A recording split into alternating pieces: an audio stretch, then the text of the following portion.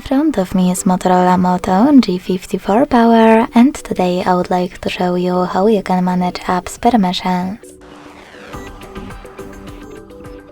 Begin by opening Settings and scrolling down to access Security and Privacy.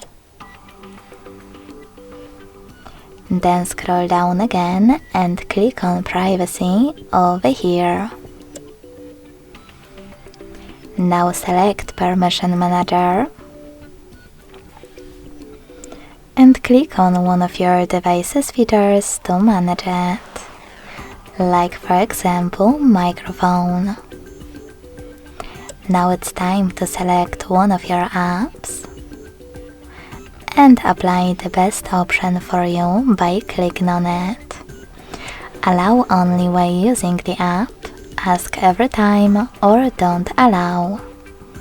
I will go with the first one, so when I tap and go back, I can see that Chrome just gained access to my device's microphone if I'm using this browser. But you can always select any feature and look for an app that you wish to manage. I will go into Camera to manage my booking.com. Now instead of picking any of those options, select See All Permissions at the bottom